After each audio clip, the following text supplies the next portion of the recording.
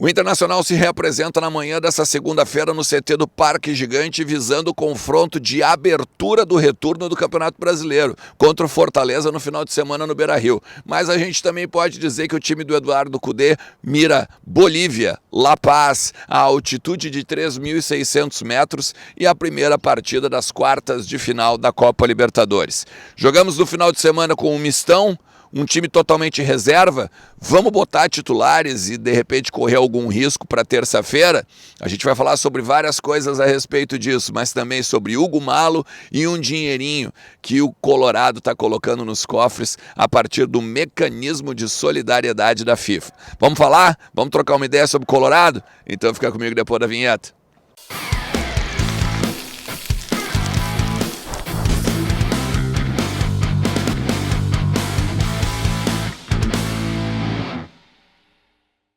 Fala Colorado, como é que vocês estão? Tudo certo? Tudo beleza?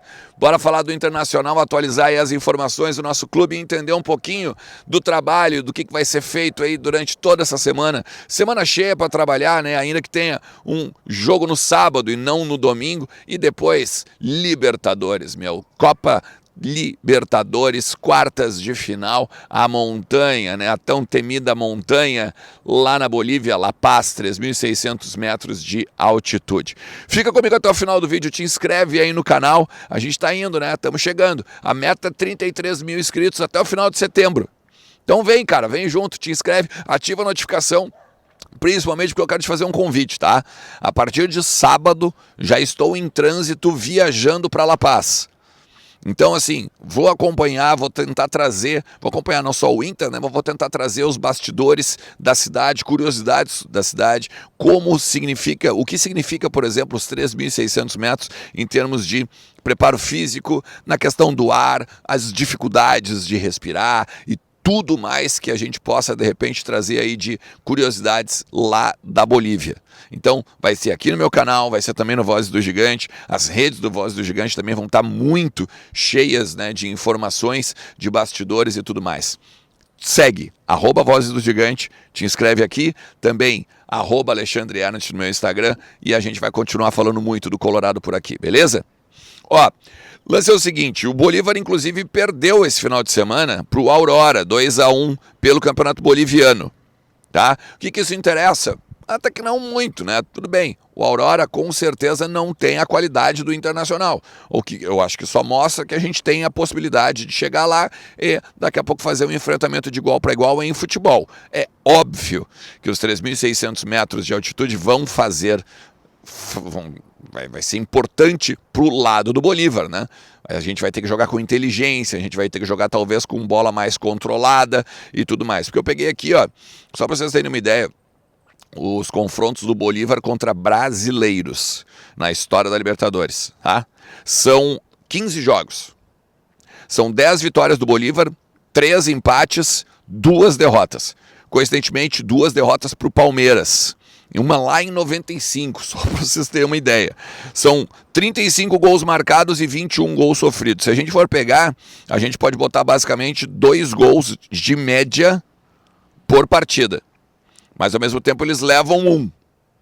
Então se a gente pensa comigo, se 2-1 contra o River e os 90 mil lá que tinham no Monumental de Nunes, a gente volta para Porto Alegre para decidir em casa com o caráter, né, com o predicado dizendo que, ó, voltamos vivo, o negócio dá para passar e dá para avançar de fase. A mesma coisa eu fecharia agora. Se rolar a derrota, se rolasse uma derrota, e eu não estou normalizando derrota, eu estou só falando que a estatística diz, né?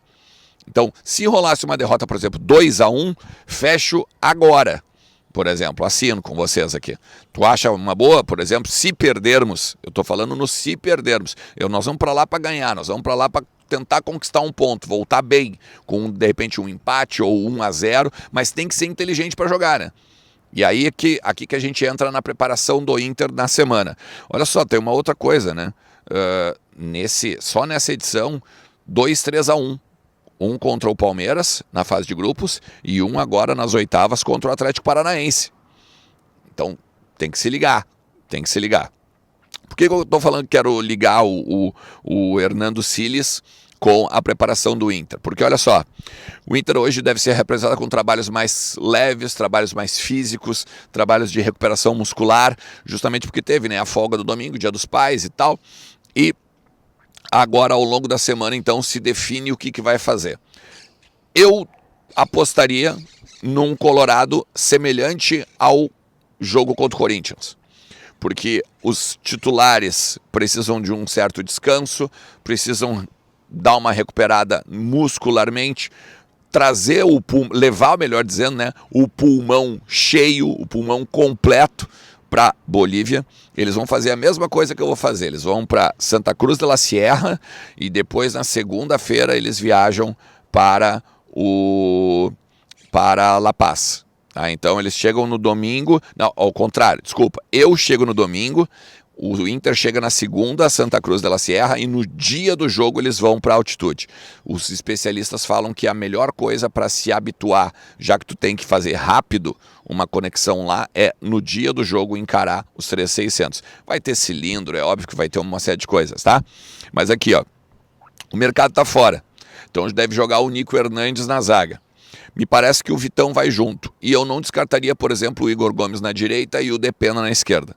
E a gente tem uma particularidade para falar sobre o Depena depois. Se fosse para apostar num time, ainda que seja muito, muito, muito cedo a gente fazer isso, porque tem que ver o treinamento ao longo da semana, eu apostaria em Rocher, Igor Gomes, Vitão, Nico Hernandes e o Depena, Gabriel, Bruno Henrique, Maurício ou Matheus Dias. E aí o Matheus Dias jogando na direita, o Maurício jogando na esquerda, como contra o Corinthians. E lá na frente, de repente, o Luiz Adriano e o Ener Valencia, ou o Pedro Henrique e o Luiz Adriano. Enfim, me parece uma estratégia muito semelhante à do Corinthians. Tirar boa parte dos titulares, e principalmente os titulares que estão bem desgastados, para levar para a montanha 100%, ou muito próximo do 100%. O Depena, gente, ele colocou nesse final de semana essa imagem aqui, ó. Uma imagem no Instagram dele com uma foto do pai, felicitando, obviamente, né, Dia dos Pais e tal, mas também dizendo que tudo vai ficar bem e isso e aquilo. E o Depena, há muito tempo, vem se falando nos bastidores que ele tem um problema pessoal. E aí ele dá a entender, né, que tem alguma questão com o pai dele. E sim, ele tem uma questão com o pai dele. Confirmei agora pela manhã com algumas pessoas do departamento de futebol do Inter. Óbvio que eu não vou entrar em detalhes, se é uma doença, se é algum problema pessoal com o pai, não me compete e nem compete a nós, né? Mas eu acho que a gente pode ter um pouquinho, né, de cuidado, né, com também o jogador. Primeiro porque é um cara que já ajudou muito no ano passado. Era o motor do meio-campo, né? Futebol o cara tem. A gente teve a mesma coisa com o Tyson. E aí quando se descobriu a questão do pai dele também, ou quando o pai dele faleceu, todo mundo, te amo e tal. Então daqui a pouco assim, ó, vale apoiar o cara, em vez de simplesmente pegar e ficar minando ele o tempo todo, em termos de rede social, em termos até mesmo de críticas nas próprias redes do cara, né? Seguidamente vai lá, torcedor vai lá para criticar. Ernest, mas ele tá prejudicando o time, então sai. Não é assim que funciona, né, cara?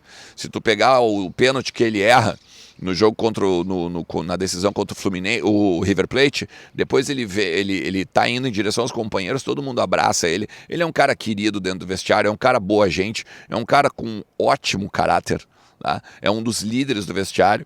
Então assim, esqueçam, ele não vai sair do time, ele não vai ser alijado porque ele tem um problema pessoal.